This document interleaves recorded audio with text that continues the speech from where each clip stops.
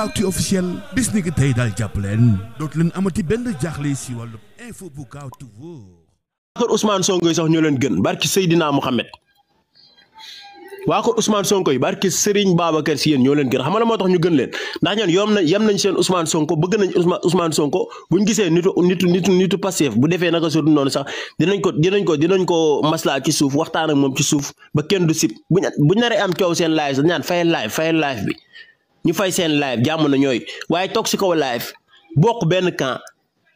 bëggantewuñu jubóowuñu loolu ban façon opposé ngeen di opposé laa xamul quoi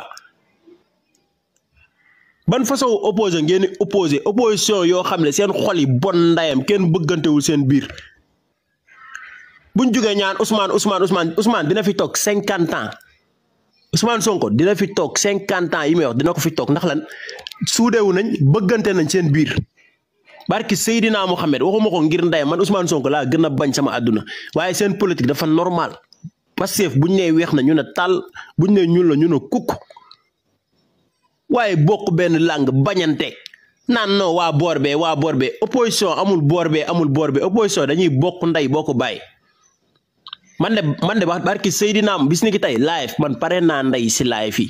ndax man xawma lan laay xeex nit booy xeex da ngay xam li ngay xeex man xawma lan laay xeex man jàmm laa xam TikTok bi rafetal laa ci xam rafetal musuma su ma yéegee seen live ambiance laa fa xam waxtaan kaf reetaan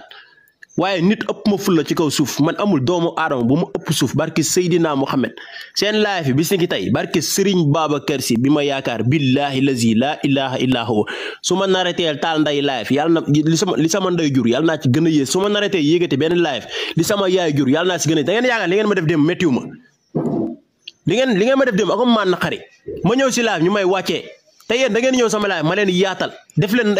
yéen ñëpp modérateur ñi ma def leen modératrice respecté leen bëgg leen ñi ma jàppaleen samay sœur ñi ma jàppaleen samay grand